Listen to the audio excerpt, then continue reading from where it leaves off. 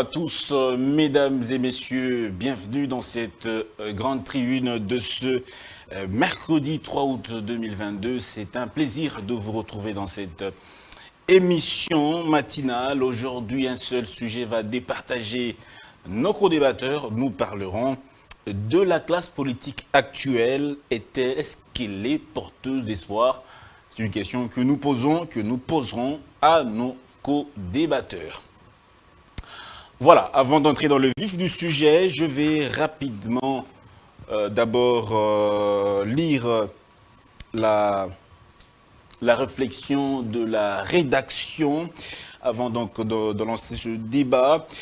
La présidentielle de 2023 s'annonce déterminante. L'actuel chef de l'État, Félix Antoine Tshisekedi, qui tient à se représenter, affrontera certainement un bloc de candidats de l'opposition, notamment les sénateurs à vie Joseph Kabila, l'ancien Premier ministre Matata Ponyo, Martin Fayoulou, Moïse Katumbi, Adolphe Mouzito et Jean-Marc Kabound. Si du côté de Félix Tshisekedi et Joseph Kabila, le bilan de leur gestion reste mitigé, du côté de l'opposition, c'est de l'espoir nourri qu'elle porte au peuple congolais que les meilleurs l'emportent. Voilà, je reviens sur ce plateau pour présenter mes co-débatteurs. Michel Mangala, cadre et communicateur de la MOCA. Une nouvelle casquette s'ajoute à votre présentation, président d'Éveil Patriotique. Michel Mangala, bonjour et bienvenue chez nous. Je voudrais corriger, président d'Éveil Populaire. Éveil Populaire. Voilà. Votre parti politique. Oui, bonjour à vous. Bonjour aussi à téléspectateurs qui vont nous suivre, qui vont suivre cette émission. Et je remercie encore mon co-débatteur que vous allez présenter tout à l'heure. Je crois qu'on va faire le débat républicain. Merci beaucoup, Michel Mangala. Papi Djosso, secrétaire général adjoint de l'ANCL. Bonjour et merci d'être avec nous. Merci beaucoup, Danzang. Merci au DG Christian Boussimbe. Merci pour la considération. Parce que Grande Tribune devient comme une église, nous sommes obligés d'y venir répondre à chaque fois que l'actualité l'exige. Je salue aussi mon co-débatteur et j'espère que le débat sera très patriotique et le débat sera également à la hauteur parce que je le connais très bien, c'est un habitué de ces plateaux. Il est beaucoup plus dérangeur que de ne pas attendre le moment de sa prise de parole pour la réplique. Mais dans quelques petits biscuits, si vous m'autorisez, de les dire. Je suis en train de m'adresser au gouverneur de la ville, Jean-Tini Ngobila Mbaka, de démissionner, pour plusieurs raisons. Je peux vous lire l'article 102 de la Constitution qui détermine certaines matières qui relèvent du gouvernement central, entre autres l'immigration et autres matières. Mais nous avons vu, pas plus tard que quelques semaines, Jean-Tini Ngobila Mbaka sortir de son silence pour identifier tous les étrangers qui sont à Kinshasa. Or, cette matière est l'exclusivité du gouvernement central. Autre chose, Jean-Tini Ngobila Mbaka nous a promis Métrokin. Je me suis informé pour savoir les sièges de cette société qui se trouve sur l'avenue Bassoko. Les étudiants de l'INA ne vont pas me contredire, ils en savent quelque chose. Je me suis rendu au siège de la dite société Métrokin, mais j'ai trouvé qu'il y a un hôpital, messieurs, dames. Voilà pourquoi, moi, Papi Djosso, les prophètes politiques, les troisième intellectuels de Kabeya Kamanga, je ne cesse de demander à Jean-Tini Ngobila de démissionner. Et pour chuter, je félicite le président de la République parce que dans mon territoire, à Kabeya Kamanga, le 1er août, il y a eu l'électricité que Joseph Kabila nous avait promis pendant 18 ans qu'il n'a pas accompli. Mais aujourd'hui, Félix Tshisekedi a accompli cette promesse d'électrifier les territoires de Kabeya Kamanga. Merci beaucoup, Papi Djosso.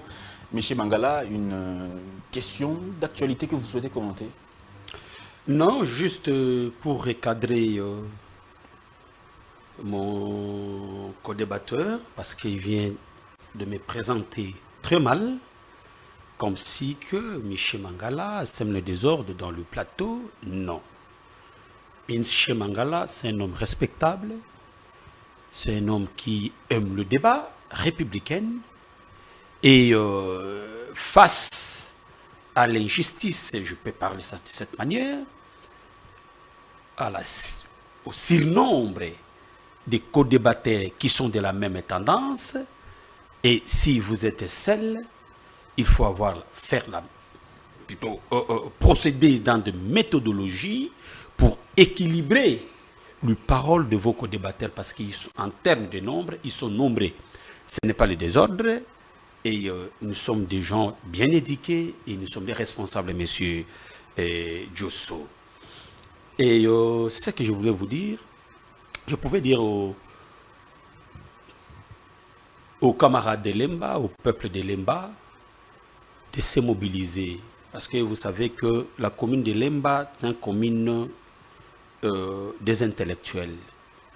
Il y a l'université de Kinshasa qui incarne cette dimension de l'intellectualité et qui est au niveau de la commune de Lemba. Mais ce que nous assistons, c'est quoi? Le phénomène Kuluna. Le phénomène Kuluna bat record aujourd'hui à Lemba. Et nous demandons à la population de Lemba de rester mobilisée, d'identifier qui est à côté de vous, il fait quoi, pour savoir si le Kuluna qui crée les désordres à Lemba reste à Lemba ou il vient ailleurs. Si quelqu'un est Kuluna qui reste à Lemba, il faut le dénoncer. Prenez-les, remettez-les à la commune ou à la société pour que qu'il soit utile pour la nation congolaise, qu'il peut aller à Kabeyaka Mwanga pour faire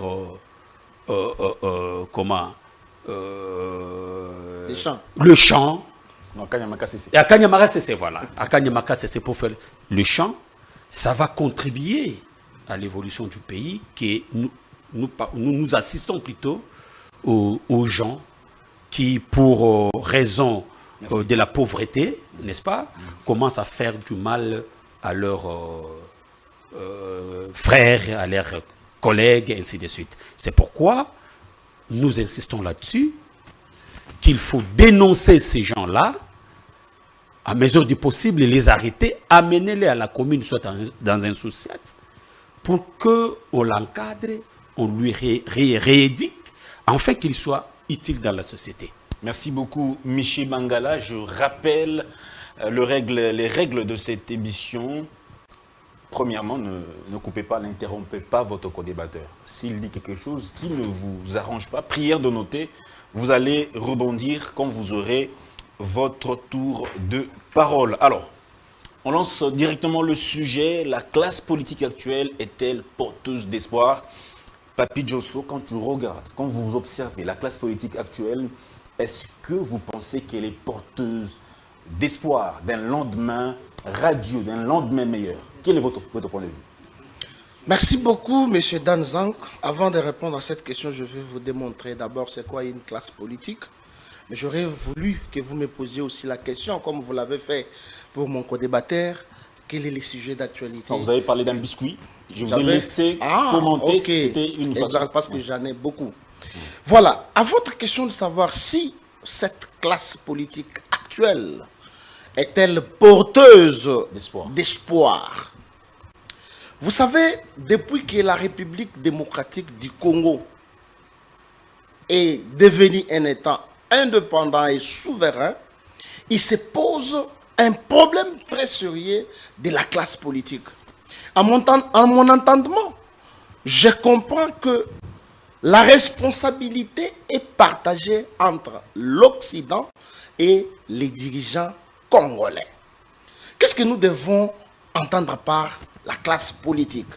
Je donne une définition qui ne sera pas obligatoire à tous nos téléspectateurs, c'est-à-dire c'est l'ensemble d'acteurs politiques ou dirigeants politiques ayant chacun un parti politique ou un regroupement politique pour leurs intérêts égoïste, messieurs, dames. C'est ça la classe politique. C'est ça la classe politique. Intérêt égoïste. Intérêt égoïste. Parce que vous allez voir, depuis l'indépendance jusqu'à ces jours, il y a toujours cette problématique de la classe politique. Je vais vous démontrer en énumérant au moins les dirigeants qui forment cette fameuse classe politique. En commençant par Mobutu. Mobutu voulait assez qu'il règne et que les expats, non, je parle de la communauté internationale, viennent, puis prennent les minéraux et s'en vont avec, mais lui doit régner comme étant président dictateur. La même chose avec Laurent Musée Désiré Kabila, qui y a négocié avec le Rwandais pour renverser le fait Mobutu. Et aujourd'hui, nous avons un problème d'ailleurs de la nationalité grâce à Laurent Musée Désiré Kabila. Nous venons à l'époque de Joseph Kabila, qui semblerait être le fils de Musée, qui a d'ailleurs enfoncé les pays dans un trou où il y a une obscurité infernale.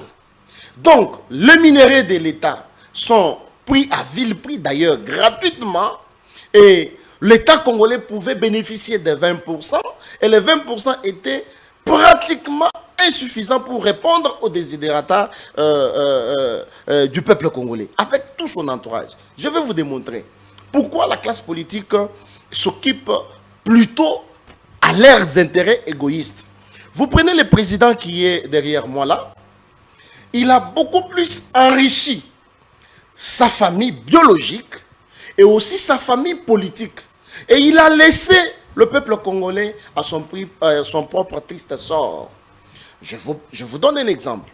Joseph Kabila est arrivé au Congo, nous le savons tous, avec des bottes, avec une arme qui pesait et qui ne savait même pas soulever. Mais aujourd'hui, s'il vous plaît, je parle de la classe politique. Aujourd'hui, Joseph Kabila a un Kingagati privé, et d'ailleurs nous apprenons que Kingagati est assis sur le bloc pétrolier, mais le peuple congolais n'a pas un Kingagati. Comprenez un peu. Joseph Kabila qui a un Kingagati, mais le peuple congolais n'a pas un Kingagati. Donc si vous regardez, le développement des affaires privées a beaucoup plus excellé que les affaires publiques de l'État. Donc l'État était incompétent de répondre. Est-ce qu'un président de la République n'a pas ces moyens, de par ses émoluments, de se payer une telle villa? Exactement. Le président de la République peut avoir des moyens, mais ces moyens doivent être déclarés à la Cour constitutionnelle. Est-ce que la liste qui est déclarée à la Cour constitutionnelle des biens appartenant au président honoraire a été rendue publique? Non. La question que moi je me pose, et je pose aussi aux téléspectateurs, qu'est-ce que Joseph Kabila a laissé au peuple congolais comme étant un héritage? Parce qu'aujourd'hui nous voyons, s'il vous plaît, je vais citer par là. Maintenant, Dieu ayant entendu le pleur de la population congolaise, du peuple congolais en général, il a envoyé quand même un fils digne du pays pour au moins changer la donne de cette classe politique. Vous allez voir, je peux vous répondre maintenant à votre question, que la classe politique est scindée en deux phases. Oui. Nous avons l'opposition, nous avons également la majorité. Si vous voyez même en France, nous avons la gauche, nous avons la droite. Aux États-Unis, nous avons les républicains et nous avons les démocrates. Mais seulement, du côté de la majorité, ici chez nous, la classe politique en termes d'avoir... Oui, j'ai dit... Vous n'avez pas parlé de Tshisekedi. Je parle de Tshisekedi. J'ai dit, la classe politique est scindée en deux, où il y a l'opposition et la majorité. Mais maintenant, Dieu ayant entendu le pleur de la population congolaise, a envoyé un homme qui peut répondre aux désidératas du peuple congolais. Et cette classe politique de la majorité est dirigée par Félix Tshisekedi, que je salue en passant, le président de la République. Et pour répondre à votre question, selon cette catégorie de cette classe politique, qui est dirigée par Félix Tshisekedi, est porteuse d'espoir pour la population congolaise. Très bien, merci beaucoup Papi Djonso. On a compris que Tshisekedi fait l'exception de tous les présidents que nous avons eus depuis notre indépendance. Je donne la parole à Miché Mangala. Je donne aussi 5 minutes, je vais être équitable, 5 minutes aussi. Miché Mangala, la classe politique actuelle est-elle porteuse d'espoir? Mon cher ami, comme Diosso vient de définir selon lui la classe politique,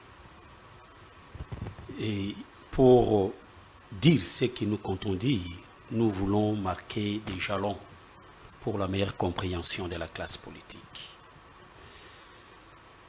La classe politique, c'est l'ensemble des acteurs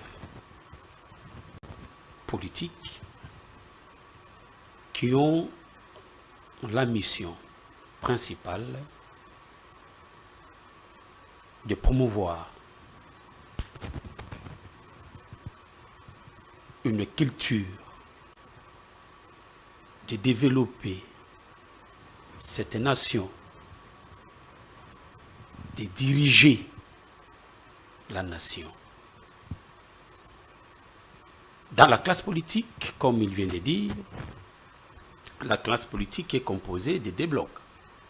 Par exemple, chez nous, ceux qui sont au pouvoir et ceux qui sont à l'opposition. La meilleure des façons pour comprendre les choses, il faut d'abord revenir dans l'histoire de notre pays, des 60 à nos jours, dans le sens que le père de l'indépendance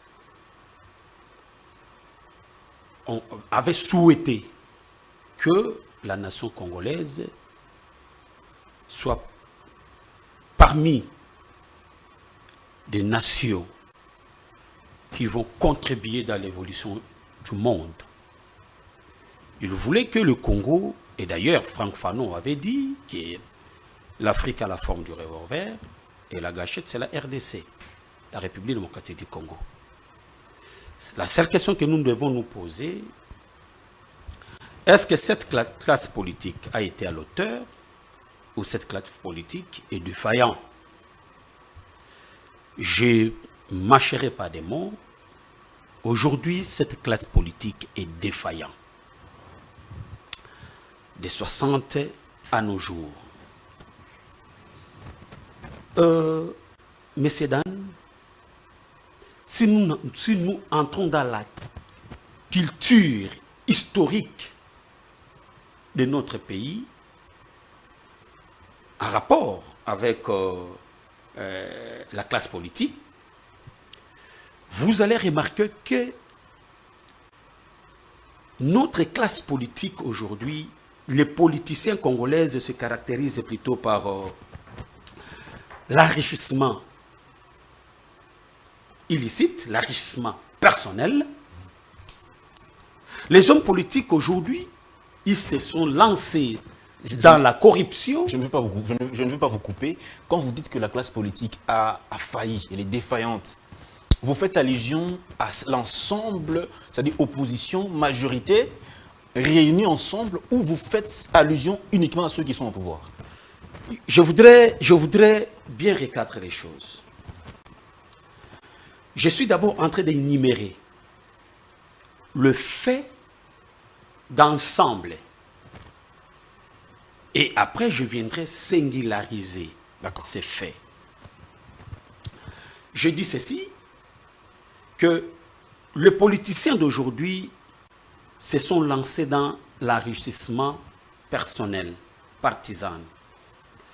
Vous allez remarquer que la corruption, n'est-ce pas, bat son record dans notre pays. Les détournements qui sont en vogue. Mais cette manque de culture politique qui entoure cette classe politique, du fait que vous allez remarquer aujourd'hui l'autre est dans tel parti politique par manque, par suite de la pauvreté. Demain, il change de position, il est dans la majorité. L'opportunisme politique bat son record dans notre pays. Je ne sais pas si vous me comprenez. Donc, le fait que je viens de démontrer démontre à suffisance que il n'y a pas une dimension de la culture politique chez nous, chez les politiciens. Il n'y a pas de politiciens qui ont cette culture politique. Depuis l'indépendance. Mais depuis l'indépendance. Parce que quand nous faisons la politique, l'objectif de la politique, c'est quoi? C'est l'intérêt général. Travailler pour l'intérêt général. Mais aujourd'hui, vous allez remarquer que il y a des hommes politiques. Une minute. Merci. Il y a des hommes politiques qui sont plus riches que l'État congolais. Mais si nous interrogeons ces gens-là, par quelle manière ils ont eu cet argent, personne ne sera incapable, n'est-ce pas, de nous expliquer comment, d'où la source de la provenance de son enrichissement. Donc, comprenez que ce manque de culture politique pose problème. Pose problème. Merci. Au sein des politiciens congolais. Merci beaucoup. Et tous citoyens, et tous ces politiciens Mangala, cherchent, primo, je termine par là, oui. Cherchent primo, une fois au pouvoir, de s'enrichir. Aujourd'hui, il y a des nouveaux riches. Mais parce que vous ne m'avez pas laissé un peu de temps, je voudrais maintenant vous parler de ce régime que M. Diosso est en train de faire des confusions. D'accord. M. Félix Antoine Tshisekedi a mené encore ce pays dans l'abîme. Vous le ferez d'un moment à l'autre quand vous aurez votre deuxième tour de parole. Papy Diosso, tous les deux, vous êtes d'accord que la classe politique est défaillante? Non. Moi, je n'ai pas dit ça. Vous n'êtes pas d'accord que la classe politique est défaillante? Je m'excuse. Je vous ai fait une démonstration de la manière dont cette classe politique est scindée. Il a parlé des blocs. Je dis il y a les blocs opposition et les blocs majorité. Je reviens sur ce que j'ai dit. Le bon Dieu ayant entendu le pleur de la population congolaise, il a envoyé un digne fils du pays qui se situe dans un bloc, je peux appeler la droite, donc la majorité, qui répond aux desiderata du peuple congolais et qui fait espoir de cette classe politique. Voilà la réponse que moi je ne vous ai pas dit que la classe politique est défaillante comme lui vous l'a démontré. Alors, ce digne fils qui est de la droite, comme vous le dites, qu'est-ce qui crée sa particularité par rapport, comparé aux autres qui ont dirigé avant lui? Il y a eu 4 présidents qui ont dirigé le pays. Vous ramenez le débat au niveau du président de la République, restons-y. Il y a eu 4 présidents, il y a eu Kasavubu, il y a eu Mobutu, Laurent, Désiré Kabila et Joseph Kabila. Qu'est-ce qui fait la particularité de Tshisekedi et quels sont les indicateurs, les éléments qui montrent que Tshisekedi est bel et bien différent des autres? Merci beaucoup, M. Danzang, parce que cette question est très pertinente. Je vais vous dire un adage latin qui dit Mukalenga wa Bantu, Bantu wa Mukalenga. Ça, c'est le latin. C'est-à-dire? C'est le latin. Si Christian était ici, il allait vous dire. Cela veut dire que le chef pour le peuple pour les chefs. Mobutu, comme vous voulez que je vous dise la particularité de Félix Tshisekedi. Mobutu, Joseph Kukumwelu Seseko, était un dictateur. Tout le monde dansait pour lui. Bien qu'il a fait aussi certaines choses qui sont pour l'intérêt national, mais Mobutu fut un dictateur d'aucun ne l'ignore. Je viens à Mouzé. Mouzé également nous amène l'infiltration. Aujourd'hui, les Rwandais ont infiltré les services de renseignement, l'armée, la police, mais il a tué les pays. Si vous regardez l'accord de l'Émera, Mouzé Kabila a tué ce pays. Mouzé Kabila. Nous avons cru que c'était un libérateur, mais c'était un tueur. Heureusement, Dieu nous a protégés. L'accord de l'Emera Zandan. Mouzé reconnaît de donner 300 mètres de nos terres. Or, la Constitution dit aucun centimètre de notre territoire national ne peut être cédé. 300 mètres à qui? Aux Rwandais. Ce sont les accords qu'ils avaient signés. Ils connaissent cet accord parce qu'il est l'allié Les accords de l'Emera, ça pose problème. Est-ce qu'il existe réellement un document qui... J'ai cet accord dans mon téléphone, je vais vous les transmettre. Maintenant, parlons de Joseph Kabila. Joseph Kabila qui vient, d'ailleurs pour finir avec Mouzé, qui a nommé les Rwandais au niveau du ministère des Affaires étrangères, qui a nommé les chefs, le général d'état-major, James Kabarebe, et tout ça a amené le pays dans une confusion totale où les Rwandais nous ont infiltrés. Aujourd'hui, la responsabilité est sur les épaules de Félix Tshisekedi. Joseph Kabila revient avec les mêmes choses avec son père. Vous pouvez vous imaginer l'infiltration. Et surtout, Joseph Kabila, qui a rendu le professeur congolais sous les bas de l'échelle. Tous les professeurs, j'ai toujours fait une caricature d'âme. Je vois un collectif de professeurs qui amènent leur diplôme de licence, de doctorat, et ils les amènent à Joseph Kabila. Joseph Kabila regarde, il dit comment ces professeurs d'université peuvent m'amener leur diplôme. C'est comme ça qu'il pleura. J'ai tout fait pour changer l'homme congolais, je ne l'ai pas changé, je n'ai pas pu, parce qu'il a vu son entourage. Joseph Kabila a donné les minéraux à la communauté internationale. Ça posait des problèmes. D'autres pays s'enrichissent avec nos propres richesses. Et le pays n'en bénéficie rien. Voilà maintenant la particularité de Félix Tshisekedi. Félix Tshisekedi arrive au pouvoir.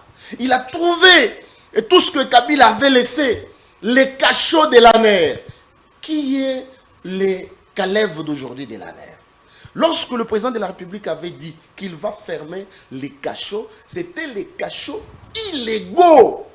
Ce n'est pas que non, l'ANER ne va plus exister. Non, on a fermé tous ces cachots-là. Il a parlé de la gratuité de l'enseignement. Voilà la particularité de Félix Tshisekedi. Le respect des textes. La réponse aux désidérata du peuple congolais. Félix Tshisekedi a consacré la gratuité de l'enseignement, qui était une mythe, mais aujourd'hui, elle est une réalité. Je peux mettre quiconque à défi pour me dire, non, ben voilà, il y a des difficultés. Oui, chaque chose au début. Une obligation constitutionnelle qui n'était pas appliquée avant. Qui n'était pas appliquée, alors que la Constitution date du 18 février 2006. Félix Tshisekedi en a appliqué. Félix Tshisekedi a augmenté le budget de l'État. Nous étions à 3 milliards. Nous sommes maintenant à 10 milliards. Félix Tshisekedi, Dan, allait poser aux enseignants, allait poser cette question aux enseignants. Je me suis rappelé lorsque j'ai vu les salaires des enseignants dans une minute, être augmentés. Je me suis rappelé d'un autre adage latin qui dit Kusupa di tamba, kusupa di lek. Comme pour dire que l'enseignant congolais était réduit à la poussière.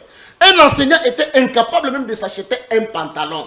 L'enseignant devait, pour aller enseigner, il devait emprunter ou soit aller prendre un pantalon. Maintenant, mon co-débatteur a dit quelque chose de très important. Accorde-moi même 2 minutes, vous allez me retirer dans ma prochaine prise de parole.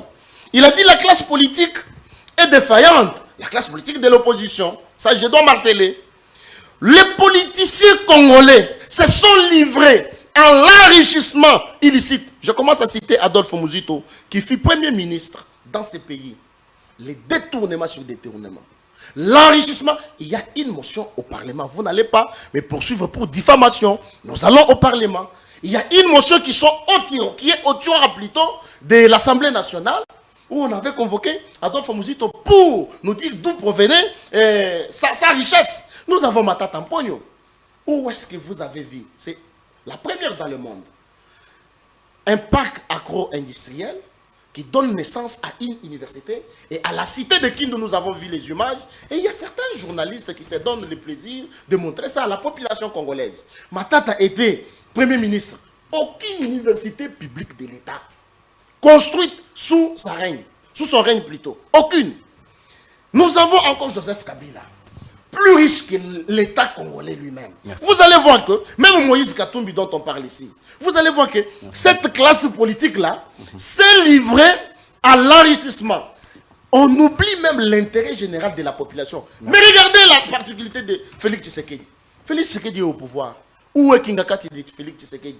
Où est-ce que vous avez appris que Félix Tshisekedi a acheté une parcelle? Où est-ce que Félix Tshisekedi a acheté des maisons? Où est-ce que Félix Tshisekedi a des comptes bancaires à l'étranger, comme le font les autres? Donc voilà la particularité de Félix Tshisekedi qui se donne de prime abord aux réponses des desiderata de la population congolaise. Merci. Il ne s'est pas enrichi. Merci. Aucun membre de sa famille. Vous n'allez pas voir un Zoé Tshisekediste. Vous n'allez pas voir une Jeannette Tshisekediste. Michel Mangala, je vous donne la parole aussi. Il a pris pratiquement 7 minutes 30. Je vous donne aussi le même temps d'antenne. 7 minutes 30. Michel Mangala. Voilà. Merci Dan. Vous savez, La même question. votre émission a un caractère purement pédagogique parce que nous parlons d'un sujet global qui touche la classe politique congolaise. Et moi, je pense que ça ne pouvait pas être un débat des individus, des personnes.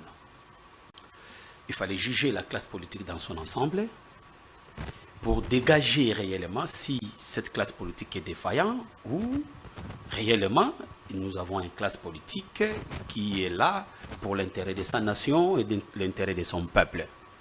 Mais j'assiste ici à un populisme que je ne parviens pas à qualifier. Et comme il me dit, il m'amène dans ses voies, je vais lui montrer. Parce que ce que je vais dire ici, je prends le peuple congolais en témoin. Parce que lui-même a voulu que nous puissions parler du régime de M. Félix-Antoine Tshisekedi, qui est un régime de chaos, qui est un régime de la honte. Écoutez,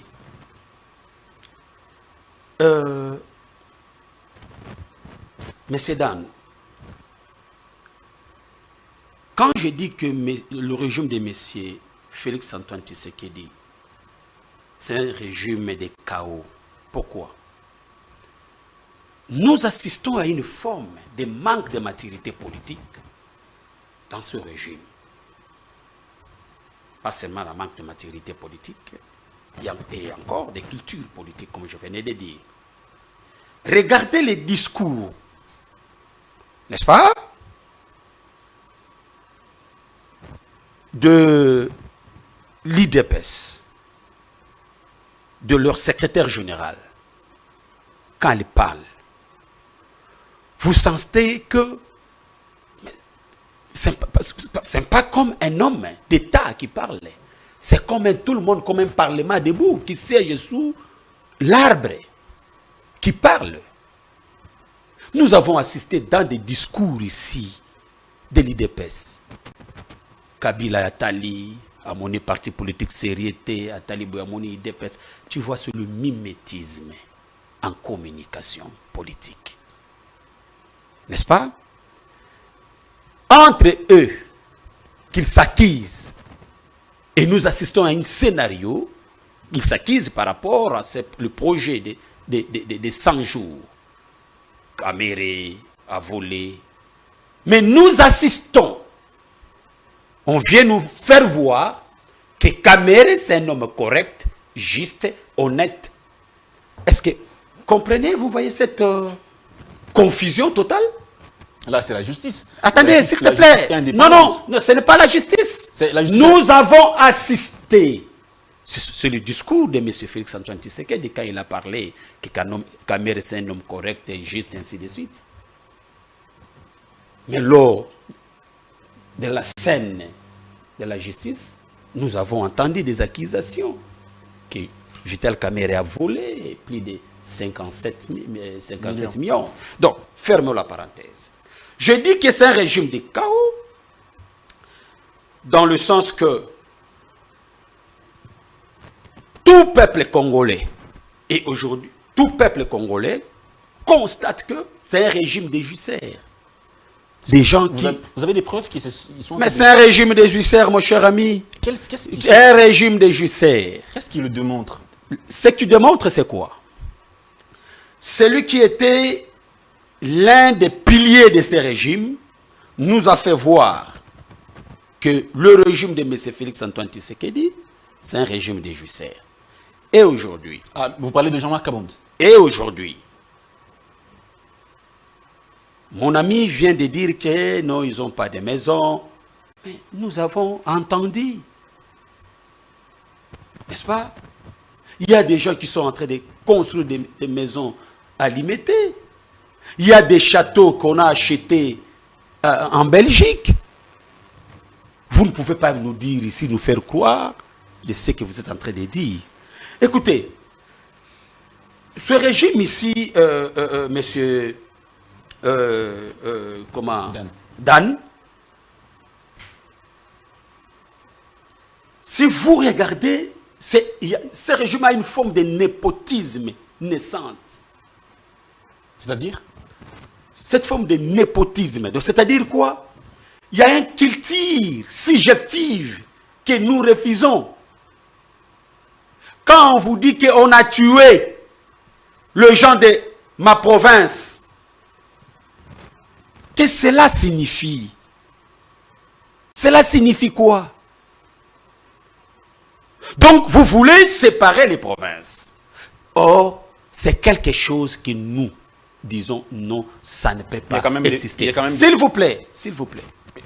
Quand on critique... Je voulais terminer votre idée. Terminer votre idée. Vous allez remarquer que dans ce régime, n'est-ce pas? Il y a du populisme. Par exemple, c'est que mon ami Diosso est en train de faire ici sur... Quel est le populisme, dans ce plateau? Diosso a dit... Quand il Attendez, populisme.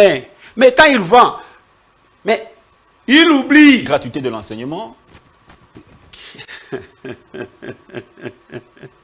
Dis, ne me parlez pas de la gratuité de l'enseignement.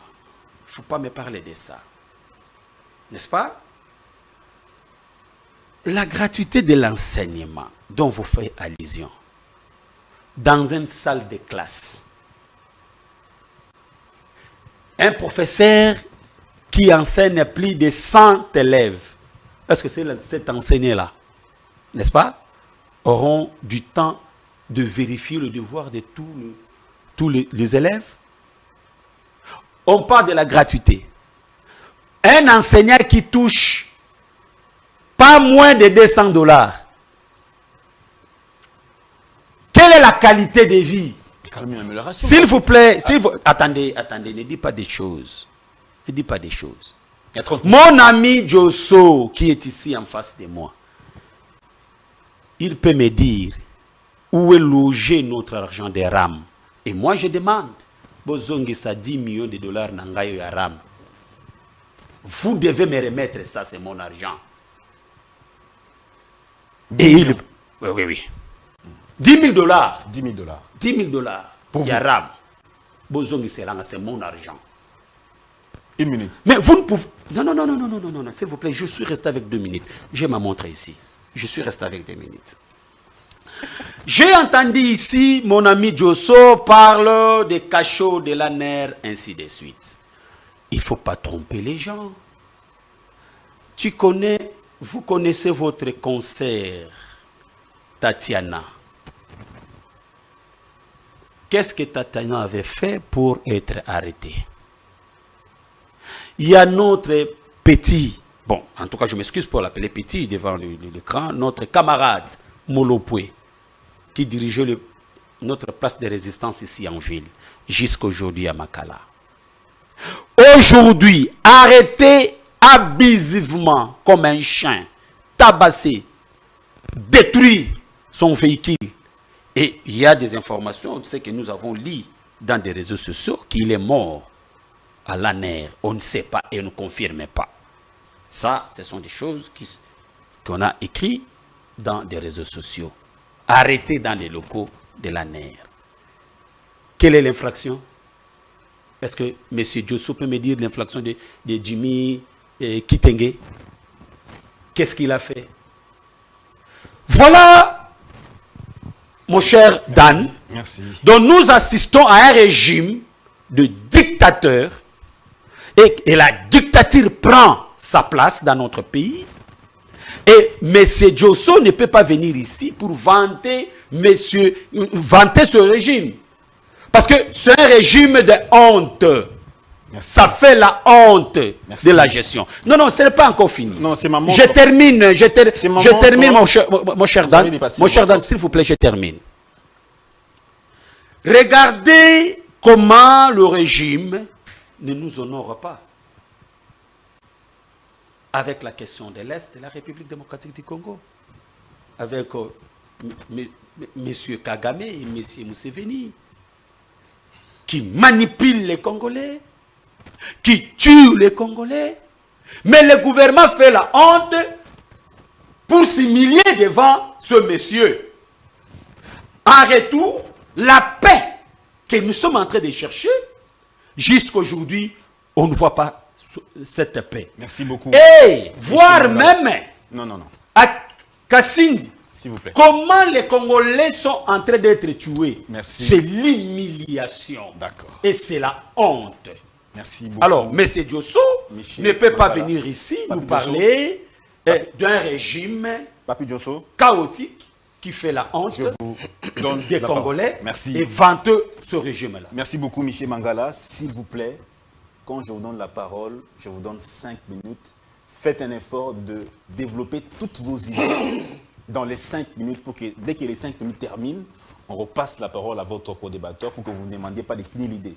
Donc, préparez-vous pour finir votre idée dans les 5 minutes qu'on va vous offrir. Exactement. Voilà. Je vous donne la parole. Il y a des accusations que votre co-débatteur a portées sur ce régime. Il parle de l'insécurité, de la gratuité en échec. Il a dit un régime de la honte, un régime qui a amené ce pays dans l'abîme. C'est-à-dire on était à un certain niveau, mais ce régime nous a amené encore plus bas. Votre point de vue. Merci beaucoup, M. Dan. Je suis très heureux ce matin parce que j'ai vu cette difficulté qu'a mon co-débatteur. Je croyais peut-être qu'il allait dire quelque chose de très important, mais j'ai entendu du Bojata sortir de lui. Mon co-débatteur parle que nous sommes venus parler de la classe politique.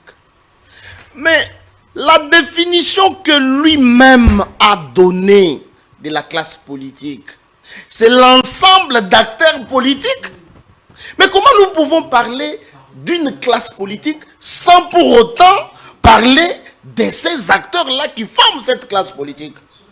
Je vous ai dit d'entrée de jeu que je vais vous parler de la classe politique en énumérant les différents noms des acteurs politiques. Voilà ce que moi j'avais dit. Il me parle que je suis en train de faire le populisme. Non, ça c'est le manque de respect à ma personne comme étant prophète politique. Il parle du procès Caméré. Je suis quand même juriste de formation, je dois t'apprendre quelque chose. Il y a des principes en droit qu'il faut respecter. Sois cohérent dans tes réflexions. Dans les dossiers Caméré, S'il vous plaît, il y a j'avais un dit, principe. on ne coupe pas la parole à votre co-débatteur. Ça, c'est l'éducation de la MOCA. Il y a un principe qui dit... Soyez aussi élégant. Exactement. Un principe qui dit actori incumbit probation. Comme pour dire que lorsque vous venez avec des accusations, vous ne les fondez pas sur une base légale. N'est-ce pas? Vous n'avez pas d'éléments de preuve. Qu'est-ce que le juge va faire? Nous avons tous suivi les dossiers Caméré où l'on n'avait pas respecté la procédure sur la forme. Nous ne pouvons pas revenir sur ces dossiers parce que nous savons que la justice a fait également son travail, bien que nous déplorons certaines difficultés au sein de cette justice. Il a évoqué la question du régime des juicières et il a cité Kabundi wa Kabundi. Comme pour dire que Kabundi wa Kabundi, l'air a fait des révélations selon lesquelles il y a les parcelles qui sont achetées, il y a les détournements. Mais non. Kabundiwa Kabundi. L'argent de RAM. L'argent des RAM, je suis en arrivance. Kabundiwa Kabundi n'a fait que copier les dires de ces gens ici qui sont en face de moi.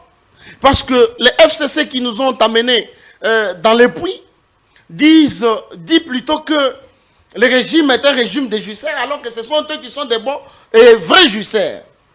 Il a parlé de Tatiana Moulopoué, de Kitenge. Mais écoutez, je vais vous lire l'ordonnance portant la création de l'ANER.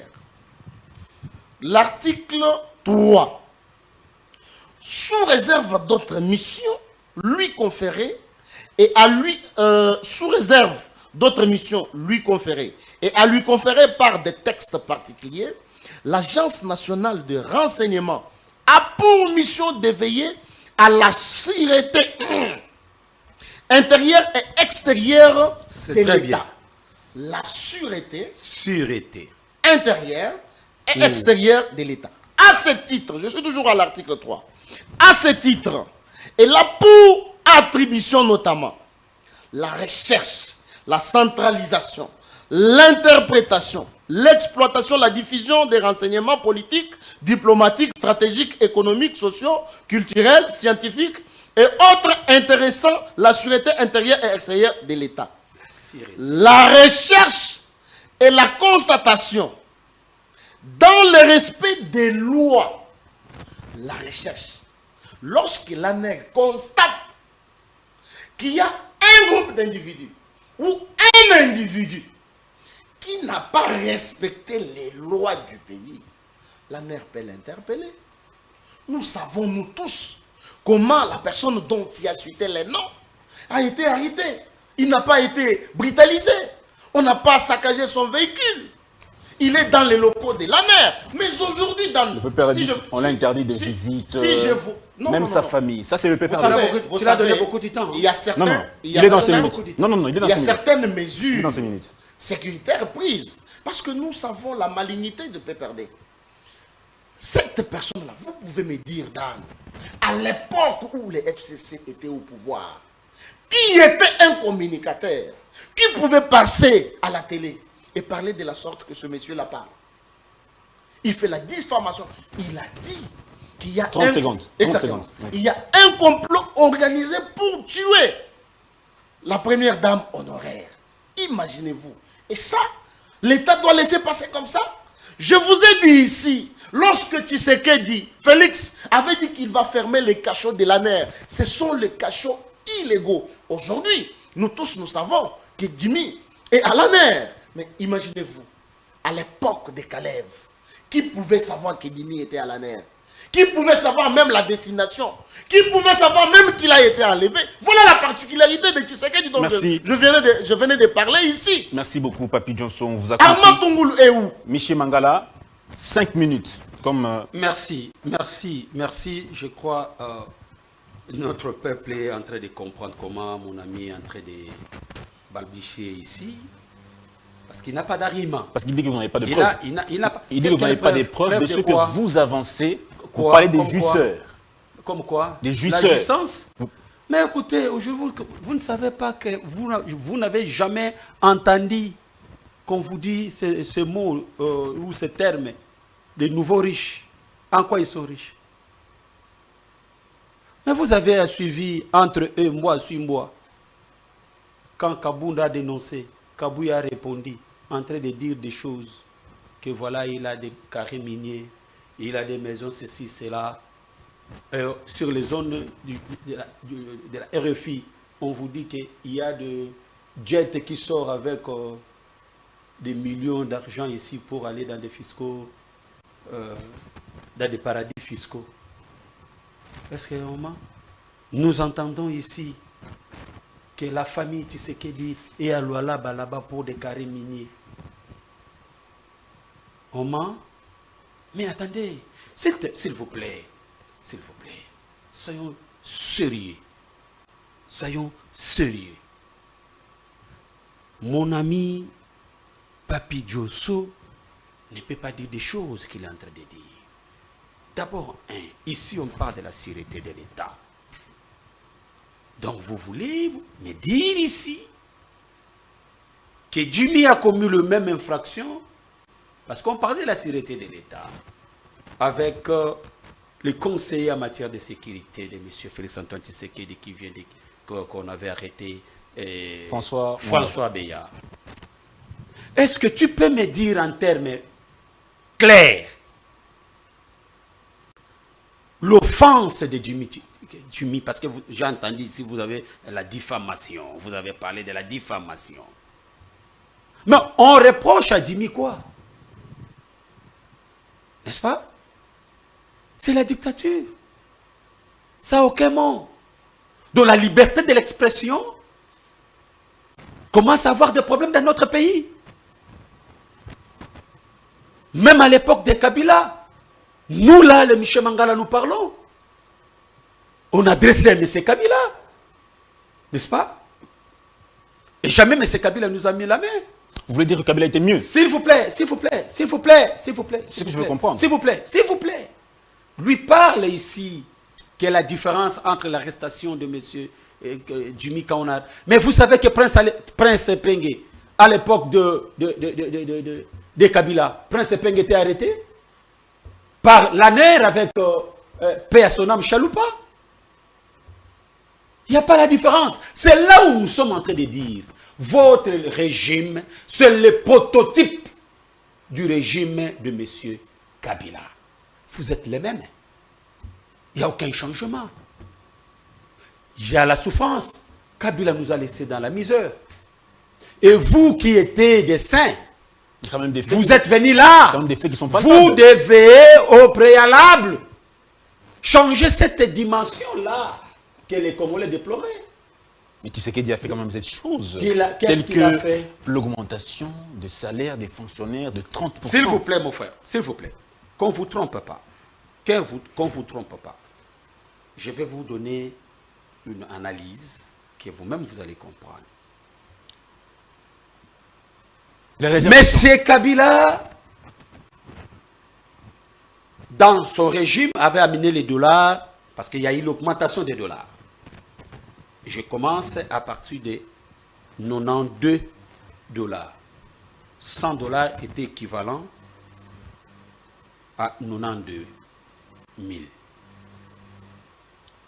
En 2018. Un fonctionnaire. En 2018. Non, je ne parle pas de 2018. Je parle pendant le régime de Kabila. N'est-ce pas? Je me souviens, c'était Mozuto qui était Premier ministre. À ce temps. Un fonctionnaire touché 162 000 francs congolais. Quelqu'un qui touche 92 000 francs congolais, il a au moins 250 dollars si nous convertissons. 162 250 dollars, je pense. Ça, un fonctionnaire touchait 162 000 francs congolais. Et le taux du dollar revenait à 92 000 francs congolais. Si vous faites l'équivalence, vous allez remarquer que un fonctionnaire touchait au moins 250 dollars comme ça. Et dans la suite des temps avec Matata, ça a augmenté jusqu'à ce que le dollar revient, 100 dollars revient à 160 000. Donc, un fonctionnaire commençait encore à retoucher un 100 dollars. Nous avançons avec le régime de M. Félix-Antoine Tshisekedi. Aujourd'hui, quelqu'un, par exemple, de la recherche scientifique, un assistant touche 192 000 francs congolais. Parce que Matata avait laissé un fonctionnaire toucher 162 000 francs congolais. Et Félix a fait ce qu'il a fait. Et aujourd'hui, on commence à toucher 192 000 francs congolais. Mon frère ami, soyons sérieux. Soyons sérieux. avec le 162 000 francs congolais, vous, Diosso, vous allez faire avec ça quoi? Est-ce que ça peut tenir les 2 bouts du mois? 1 minute. Et voilà maintenant, on augmente, entre guillemets, le salaire des fonctionnaires, mais de l'autre côté plutôt, il y a le taux de l'inflation qui monte. Allez-y comprendre. Quelqu'un qui touchait, même si aujourd'hui on augmente 100, bon, prenons le cas, mettons, 220 000 francs congolais. N'est-ce pas? Même quand même il y a eu l'augmentation. Mais s'il y a le taux d'inflation. Donc ça revient au même. Merci. Même si on peut dire qu'il y a l'augmentation, mais en termes de pourcentage, Il n'y a pas de changement. il n'y a pas de changement. Mais vous voulez me confisquer la parole? Non, vous êtes à la fin de votre temps d'antenne. Je suis en train de vous Je finir. vous concède. Merci. Papi Diosso. Dan, je suis très heureux toujours. Vous-même, vous êtes en train de voir, même les téléspectateurs, la difficulté qu'a Miché pour répondre exactement à la question. Ils ont compris que seul le troisième intellectuel en donne une quintessence. Je lui ai entendu parler que nous entendons que les jets privés sont avec de l'argent pour les paradis fiscaux. Ce sont des révélations de Non, Jean-Marc Kabila. ça ce sont des révélations. Ils entendent, mais ils n'ont pas vu. Mais non, Mais écoutez, là, mais là, S'il vous plaît. j'ai cité la source. Oh. J'ai cité la source. Sans c'est- protéger ma S'il vous Et plaît. les parole. filles S'il vous que plaît. nous avons entendues. S'il vous plaît, Michel Mangala, Mais il faut le... Ne coupez Parce qu'il pas. n'a rien à dire. ne Il coupez a pas la rien à parole à votre Il n'a rien à dire. co-débatteur, Michel Mangala. S'il vous plaît. Allez-y. Nous entendons. Je venais de vous donner un principe ici. Il appartient à celui qui allègue les faits de les prouver. Moi, j'allègue les faits, je les prouve. Comment? Kabila était venu avec les bottes. Aujourd'hui, il a Kingarat. Kingarat existe, vrai ou faux? Ce n'est pas une preuve. Mais moi, j'allègue les faits et je les prouve. Toi, tu dis, nous entendons. Écoutez un peu. Une réflexion d'un intellectuel. Nous entendons sans preuve. Ça, c'est ce que j'ai écrit ici. Il dit, Kitenge est pris... papa, aujourd'hui, vous vous souciez de Kitenge. Kitenge plus que les enfants de Rossi Mukendi. Est-ce que Dan, vous avez déjà vu Mama Waro aller visiter les enfants de Rossi Mukendi? Je n'ai pas dit ça. Vous avez déjà vu Mama Waro aller visiter la famille Chebeya? Vous avez déjà vu Mama Waro aller visiter la famille de Thérèse Kapangala et tant d'autres? Mais aujourd'hui, c'est lui qui préoccupe, c'est Kitenge qui est une personne extraordinaire. Nous parlons de la classe politique. Il parle des méthodes Kabila qui se poursuivent. On arrêtait les gens, on les détenait au secret. Là, il n'a pas de réponse. Non, non, non, Pendant non, très longtemps, non, non, non, il n'y a non, pas non, de non, changement non, à ce non, niveau-là. non, il y a des changements. Kabila a arrêté Franck Djong aujourd'hui qui va s'allier à lui en étant député sans pour autant respecter la procédure. On n'a pas levé les immunités. Est-ce que Tshisekedi l'a fait? Aujourd'hui, Tshisekedi dit, même si on... Papa, je ne veux pas dire que au cours du mandat de mon président de la République, votre président et le président de Martin Fayoulou, on ne va pas arrêter les gens. Là, ce n'était pas On va c'était arrêter les gens C'était le qui pouvoir. vont violer la loi. C'est le pouvoir législatif et exécutif. C'était pas Kabila. Ah, c'est ça. Non, non, non, non, mais Kabila, c'est l'exécutif. il donne tout au président de la République. Tu vois la C'est comme ça. confusion qui règne. Quelle confusion, j'ai dit. Parce que vous prétendez... Non, non, ils prétendent que si Tshisekedi est au pouvoir, la justice ne peut pas faire son travail. Et la justice fait le travail différemment de cette justice-là qui faisait le travail pendant 18 ans d'âne. Je te donne un exemple. Aujourd'hui, nous connaissons que Kitenge est à la mer. Kitenge est dans les locaux de la mer. Qu'est-ce que la loi dit? Mais maintenant, Est-ce que La c'est loi légal? dit quoi? Sa détention est légale. Légal? est-ce que vous croyez que ceux qui ont arrêté Kitenge ne connaissent pas la loi? Mais ça nous donne comme impression. Parce que dans 72 heures, il devait être devant son juge une naturel. procédure préjuridictionnelle. Michel Mangala, s'il vous plaît. C'est une procédure qui est secrète. La loi dit que dans 72 heures, il devait être devant son juge naturel. Mais aujourd'hui, nous sommes dans combien de jours? Monsieur Michel Mangala, s'il vous plaît. J'avais déjà prophétisé. Respectez Voilà pourquoi votre temps d'antenne, les temps d'antenne de vos co-débatteurs. Je vous dis une chose. Je l'avais dit à notre DG ici. J'ai toujours sollicité même que l'ONG de Maman Denise me donne quand même un diplôme de mérite en tant que prophète politique. J'ai donné une prophétie ici, mais qui s'est accomplie.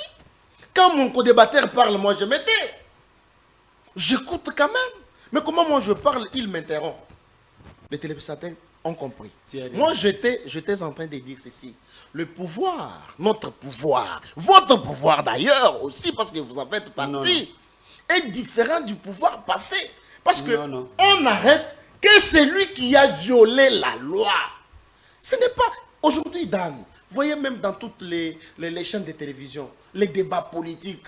Aujourd'hui, on va... Chilombo, Chilombo. Mais est-ce que, à l'époque de Kabila, vous pouvez passer aux médias, dire Kabila, yo, Okolongwa, Ozo Salé, Logoté. On pouvait le faire? On ne pouvait pas le faire. C'est ça ce qui démontre la démocratie que Tshisekedi a amené au sommet de l'État.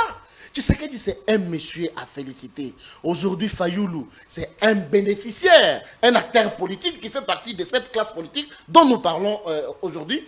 C'est un acteur politique qui bénéficie même de ces régimes parce qu'il voyage partout. Dan, est-ce que pendant que Kabila était au pouvoir, il y avait... Nous, on était en train d'entrer sous les caniveaux. Il y avait des coups de balles partout. Maintenant, vous allez me dire, vous allez comparer. Ce que je vous dis, cette classe politique, du côté de Félix Tshisekedi, est porteuse d'espoir. Voilà même la question principale que nous sommes en train de débattre aujourd'hui. D'accord. Michel Mangala, je vous donne la parole. Papi Johnson, s'il vous plaît, n'essayez pas de vous impliquer. Quand il parle... Moi, je suis très calme. Quand il parle. Michel Mangala, s'il vous plaît, votre temps d'antenne. Regardez bien votre montre.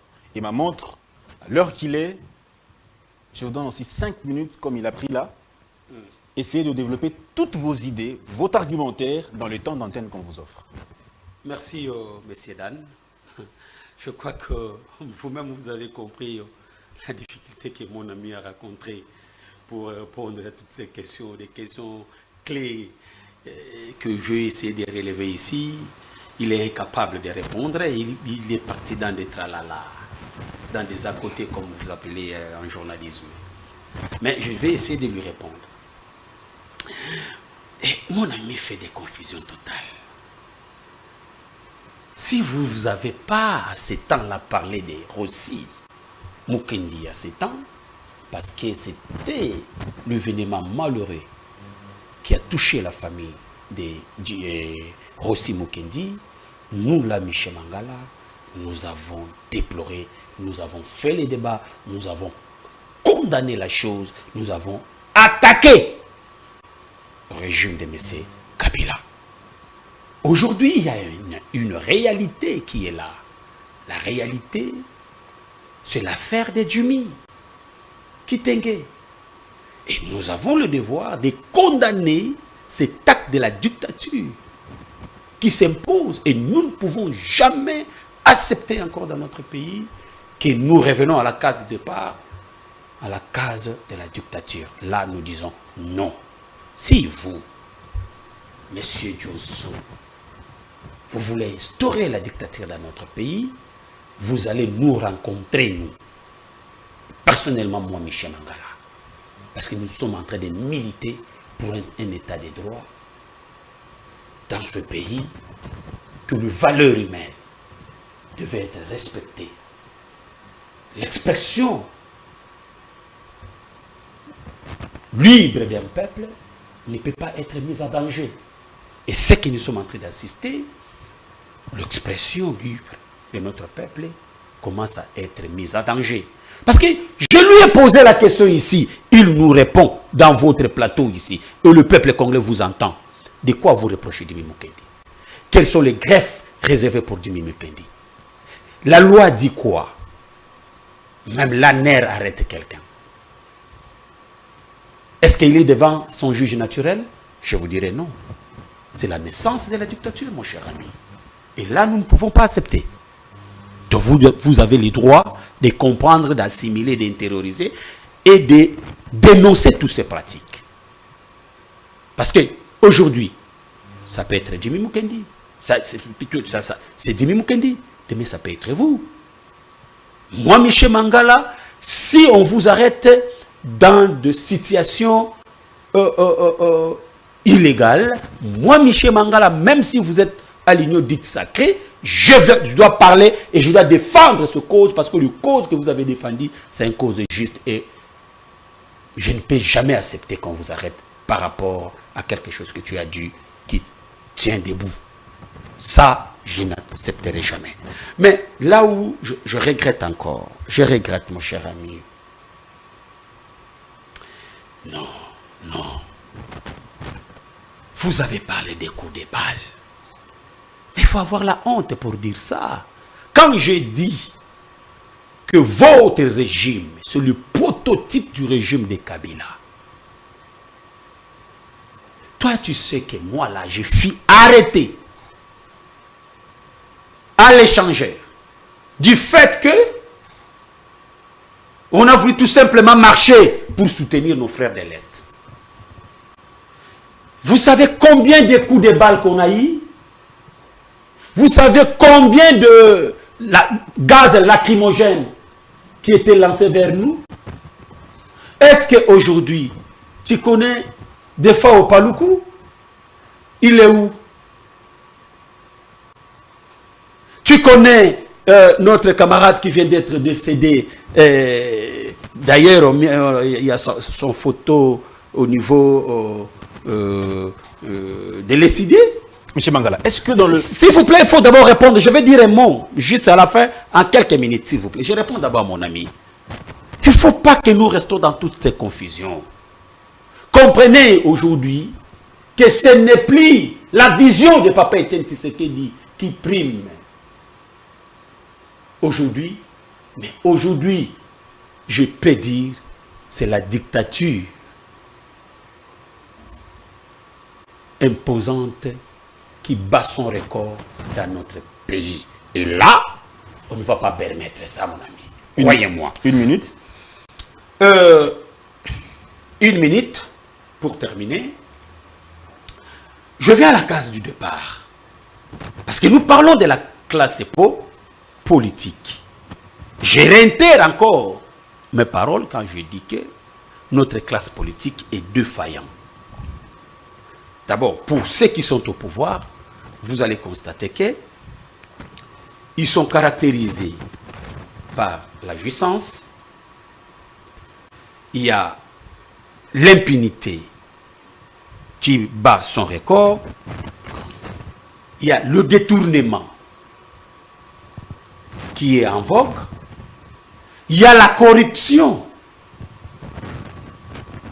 Alors, comparativement avec le régime passé, le régime de Kabila, le régime de Mobutu, vous allez voir que c'est le prototype.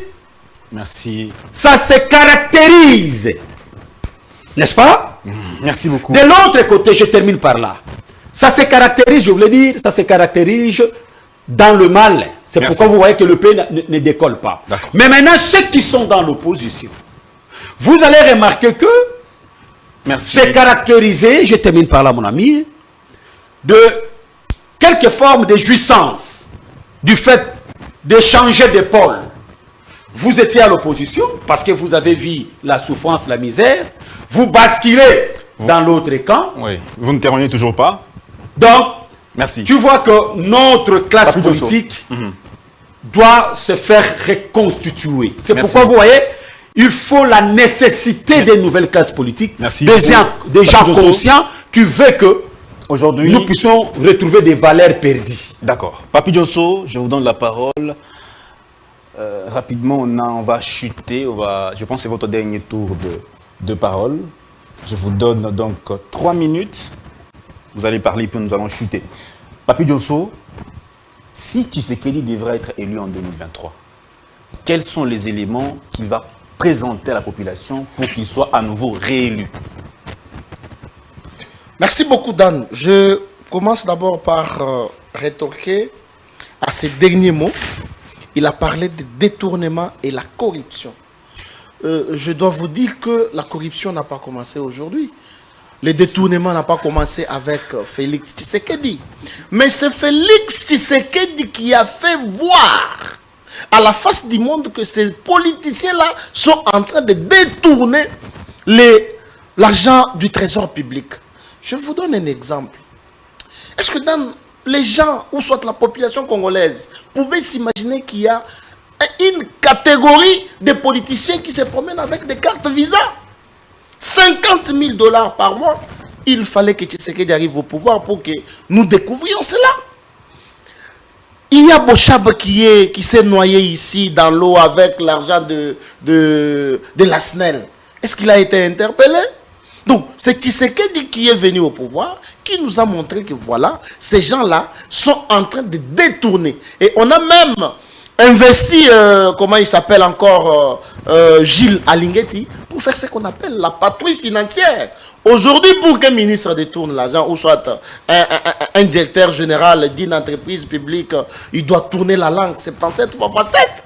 Donc c'est ça, ce qui fera derrière, pour entrer maintenant dans le vif de votre question, ce qui va faire que Félix Tshisekedi sera réélu en 2023. Je vais maintenant vous énumérer ce qui va faire que Félix va être réélu en 2023. Dès son arrivée au pouvoir, Félix Tshisekedi fait des promesses. La première promesse, Félix Tshisekedi se base sur la gratuité de l'enseignement. Je reviens sur ça. Aujourd'hui, Dan, je pose la question à nos téléspectateurs. Est-ce la gratuité de l'enseignement une mythe ou une réalité? Ils ont eux-mêmes la réponse. Félix Tshisekedi a réouvert les relations diplomatiques. Nous savons tous l'état dans lequel ce pays a été amené par Joseph Kabila. Or, un principe en droit dit, aucun pays ne vit à vase clos. Il faut que ce pays élargisse ses relations avec d'autres pays. Nos relations qui ont été interrompues par Mobutu avec Israël, vous savez, la Bible dit, c'est lui qui bénit Israël, Dieu les bénira. C'est lui qui les maudit, Dieu également va les maudire. Mais nous, Félix Tshisekedi est arrivé, il a repris nos relations diplomatiques avec Israël. Donc, Dieu a béni la République démocratique du Congo. Félix Tshisekedi a promis l'augmentation du budget de l'État. Aujourd'hui, je peux dire, est-ce que le budget de l'État a-t-il augmenté, oui ou non? Oui, nous étions à 3 milliards que Kabila a fait pendant 18 ans. Mais aujourd'hui, à 4 ans ou 3 ans et demi, quelque chose comme ça, Félix Tshisekedi a ramené le budget de l'État à 10 milliards. Félix Tshisekedi a promis la construction de routes, les écoles. Aujourd'hui, il y a les écoles qui sont construites, que Matata et Kabila avaient promis, qui n'ont pas fait. Félix Tshisekedi, regardez la route à Elengesa. Depuis 1960, aujourd'hui la voie est ouverte. Regardez la route Sekomaf. Donc il y a beaucoup de réalisations que Félix Tshisekedi a faites, qui donnent espoir à la population congolaise en général de donner encore un autre mandat à Félix Tshisekedi en 2023. Je vais citer par là, mon cher ami, s'il vous plaît. Regardez l'augmentation des recettes dans des entreprises publiques de l'État. Aujourd'hui, avec le mois de juillet, nous avons amassé 900 milliards. Imaginez-vous, avec l'accord à Lingeti, Nicolas Kazadi et aussi... on n'a plus le temps, malheureusement, nous sommes en train de discuter. Voilà les éléments probants qui font que la population congolaise donne un second mandat à Félix Tshisekedi. Merci beaucoup, Papi Djonso. Michel Mangala, votre dernière parole. Michel Mangala, qu'est-ce que vous présentez comme alternative à l'échec, comme vous le dites, de Tshisekedi? Merci. Premièrement, j'ai comme l'impression que mon ami ne m'a pas saisi de ce que je venais de dire. Moi, je ne parlais pas de M. Tshilombo comme classe politique. Si lui voit M. Félix Antoine Tshisekedi comme classe politique, Mais je vous dirais que c'est un élément dans l'ensemble, dans le grand ensemble de la classe politique. Donc, si j'ai parlé ce que je venais de dire de la corruption, détournement, enrichissement illicite, je fais l'étude comparative avec d'autres régimes passés. J'étais clair. Donc, le même élément qu'on a utilisé lors de ces régimes, ce sont de mêmes éléments que ces régimes sont en train d'utiliser et ça donne le même résultat. Le même résultat, c'est quoi? Il y a la pauvreté dans notre pays, il y a l'humiliation de notre pays. Donc, les choses ne fonctionnent pas. Il y en a plusieurs. Mais en rapport avec la question que vous venez de me poser, mais un peuple congolais sérieux, celui qui veut le développement de ce pays, celui qui veut l'honneur et la dignité de notre pays, ne peut pas voter M. Félix-Antoine Tshisekedi. Jamais. Quelle alternative? S'il vous plaît, je voudrais d'abord ici vous démontrer en quoi ce régime ne peut être jamais réélu. Jamais. Jamais. Il y a plusieurs faits. Je prends des faits secondaires. Prenons les cas du projet 100 jours. Les projets 100 jours avaient un montant de 420 millions. Mais vous avez fait un semblant pour arrêter Vital Kamerhe qu'il avait détourné 57 millions. C'est les 420 millions. Si vous soustrayez les 57 et le reste là est parti où? Peux-tu me parler du projet Tilé-Gelou? Où en sommes-nous? Et le vol caractérisé, systématisé. Même l'enfant de 5 ans qui utilise le téléphone constate comment on m'a volé de l'argent.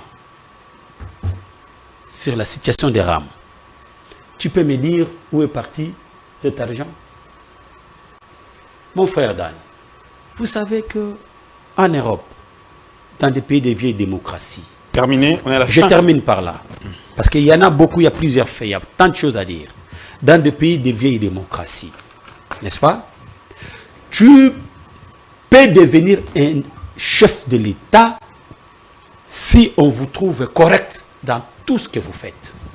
Merci. Si on vous surprend, Chez Mangala, pardon mon cher ami, regardez le. si on vous surprend La régie nous signale dans tout une le temps. mafia, automatiquement on vous sanctionne. Merci beaucoup, mesdames et messieurs, d'avoir suivi cette émission, la grande tribune de ce mercredi. C'était un plaisir de vous le présenter. Nous espérons que ce débat vous a plu totalement. Et donc, nous vous retrouvons demain avec le même plaisir sous ce plateau.